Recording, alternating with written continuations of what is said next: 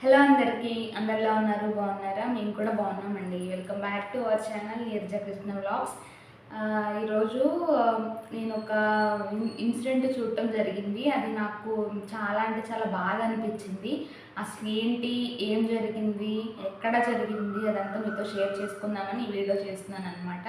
రీసెంట్గా నేను ఇన్స్టాగ్రామ్లో స్క్రోల్ చేస్తూ ఉన్నప్పుడు జస్ట్ ఒక మీమ్ చూసాను అనమాట. ఒక మీమ్ చూసి తర్వాత దాన్ని రిలేటెడ్గా చాలా వీడియోస్ వచ్చాయి.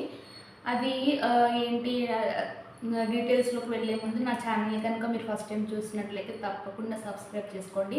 బెల్ ఐకాన్ ప్రెస్ చేసి ఆల్ సెలెక్ట్ చేసుకోండి. సో దట్ నేను పెట్టిన వీడియోస్ అన్నీ మీ దాకా నోటిఫికేషన్స్ వస్తాయి. తప్పకుండా మిస్ అవ్వకుండా చూస్తారు. ఒక్క లైక్ కొట్టండి. ఎందుకంటే ఎక్కువ లైక్స్ రావడం వల్ల ఆ వీడియో అనేది పుషప్ అవుతదనమాట. ఎక్కువ మంది చూడటానికి అవకాశం ఉంటది. నాకు కూడా మానిటైజేషన్‌కి హెల్ప్ అవుతదనమాట. ఇంకా అవ్వలేదు. చాలా ఎప్పటినుంచో ఆల్మోస్ట్ 3, 4 మంత్స్ నుంచి, అంటే మధ్యలో ఒక 1 ½ మంత్ వరకు ఆపేసాను. ఆహ్, ఇది ఫోర్త్ మంత్ అనమాట. కొంచెం టార్గెట్ అనేది తొందరగా రీచ్ అయిపోతే నేను కూడా యూట్యూబ్ పార్ట్నర్ అనమాట. యూట్యూబ్‌లో ఒక మెంబర్ లాగా జాయిన్ అయిపోయినట్లే. ఆహ్, అసలు అసలు టాపిక్‌లోకి వచ్చేద్దాం. చూసిన వీడియో ఏంటంటే, ఒకతను గుంటూరుకి సంబంధించిన ఒక యంగ్ బాయ్ అనమాట. ఒక 25-27 ఆ ఏజ్‌లోనే ఉన్నాడు. అతనంట ఫోన్‌లో ఈ యాప్స్ ఉన్నాయి గదా! లోన్ యాప్స్ అని, బెట్టింగ్ యాప్స్ అని ఇట్లా. అలా వాళ్ళ దగ్గర లోన్ తీసుకొని ఆల్మోస్ట్ 20,00,000-50,00,000 వరకు అయ్యేంత వరకు అవి ఇంట్రెస్ట్ అనేది లోన్ యాప్స్ అని కొన్ని యాప్స్ ఉన్నాయి. అవి మెన్షన్ చేయొచ్చో చేయకూడదో నాకు తెలీదు. అది మనం తీసుకున్నది ఒక 10,000 అయితే మనం టైంకి కట్టకపోతే ఇంట్రెస్ట్ పైన ఇంట్రెస్ట్ అది మనము పురాతన కాలం అదే మన పాత కాలంలో అలా అంటారు కదా! చక్ర వడ్డీ, భూచక్ర వడ్డీ అట్లా ఏవేవో అంత ఎక్కువ పర్సెంటేజ్ ఇంట్రెస్ట్‌ని పెట్టేసి వాళ్ళ ఇష్టం వచ్చినట్టుగా వసూలు చేయడం.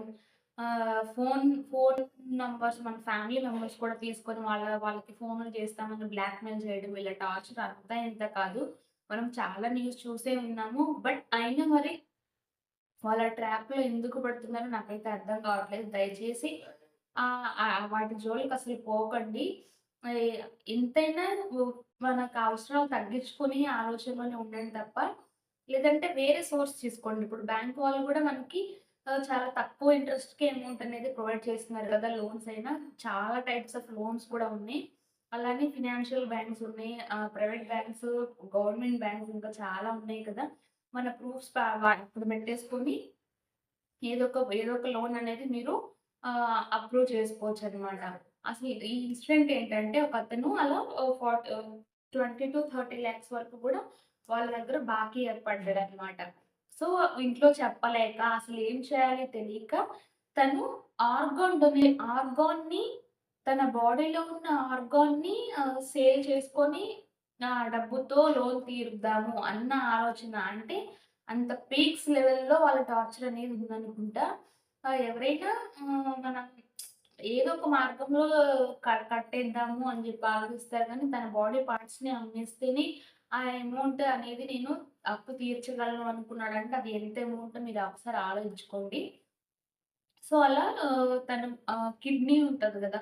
తన కిడ్నీని సేల్ చేసుకుందాం అని చెప్పి డిసైడ్ అయ్యాడంట. నేను అతని ఫోటో, అతని అతని ఫోటో అసలు ఏం జరిగింది మ్యాటర్ అనేది నేనిక్కడ మెన్షన్ చేస్తాను. ఒకసారి చూడండి. నిజంగా జరిగిందంట. గుంటూరులోనే ఆ ఇన్సిడెంట్ అనేది జరిగిందనమాట. నేనైతే షాక్ అయిపోయాను. ఇలా కూడా తయారయ్యారా అని చెప్పి. సరే ఓకే. డిసైడ్ అయ్యాడు కదా! ఎవరో ఒక మీడియేటర్‌ని వెతుక్కోవాలి గదా! వెతుక్కున్నాడంట. హాస్పిటల్‌ని గూడా డాక్టర్స్‌తో మాట్లాడి, ఆ హాస్పిటల్స్ అదంతా విజయవాడ హాస్పిటల్‌లో ఇక ఒక డాక్టర్‌తో మాట్లాడుకొని ఆపరేషన్‌కి గూడా రెడీ అయిపోయారంట. ఇప్పుడు కిడ్నీ డోనర్స్ అంటే ఆల్‌మోస్ట్ ఎక్కువ 50,00,000 వరకు గూడా ఇచ్చేవాళ్ళు గూడా ఉన్నారు కదా! కిడ్నీయే మనకి ఆహ్, సో, ఆ 50,00,000 కోసం 50,00,000 ఇస్తాము అని చెప్పి ఆ మీడియేటర్ ఎవరైతే ఉన్నారో ఒప్పించాడంట. 50,00,000 వస్తది నీకు అని చెప్పి.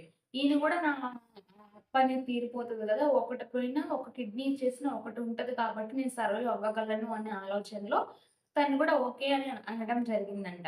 సో, తీరా హాస్పిటల్‌కి వెళ్ళి ఆ ఆపరేషన్ అంతా కంప్లీట్ చేసేసుకొని వాళ్ళ ఆర్గన్ అనేది తీసేసుకొని మరి అది ఎక్స్‌పోర్ట్ చేసారా? లేదంటే ఆ హాస్పిటల్‌లోనే ఉండిపోయిందా? అదైతే ఆ విషయం అయితే తెలీదు. అట్లా ఆపరేషన్ అనేది జరిగిందంట.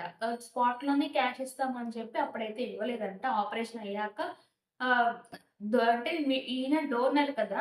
యాక్సెప్టర్ గూడా ఉండాలి గదా! అంటే తన తనది తీసుకునే వాళ్ళు గూడా ఉండాలి కదా! వాళ్ళు దొరికాక ఆ అమౌంట్ అనేది నీకు ఇప్పిస్తాము అని చెప్పి చెప్పారంట. చాలా రోజుల నుంచి అలా పొడిగిస్తూ, పొడిగిస్తూ, పొడిగిస్తూ చివరికి ఆల్‌మోస్ట్ ఒక 1,00,000, 2,00,000 వరకు ఇచ్చేసి ఇంక అతన్ని ఇంక అమౌంట్ అనేది నీకు రాదు అని చెప్పి చెప్పేసారంట. అతను ఇంకా ఏమి చేయలేక అసలు వాళ్ళని ఆ అమౌంట్ అనేది వాళ్ళు ఎలా వసూలు చేసుకోవాలో తెలియక మీడియా ముందుకొచ్చాడనమాట. ఇలా నన్ను ఇలా మోసం చేశారు అని చెప్పి. ఎంత దారుణం కదా! అంత చిన్న ఏజ్‌లోనే ఆహ్, అసలు ఆ ఆలోచన చేయడం అనేది చాలా తప్పు. అది చేసినా కూడా తనకి ప్రతిఫలం దక్కలేదు. తన ఆర్గాన్‌ని తీసుకొని కూడా ఫుల్ అమౌంట్ అనేది అతనికి ఇవ్వలేదనమాట.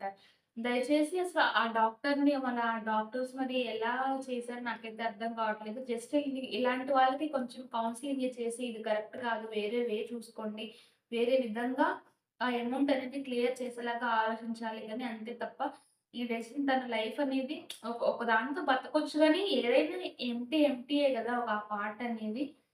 అలాంటి విషయాలకైతే అసలు పోవద్దు. నాకైతే చాలా బాధ అనిపిచ్చింది.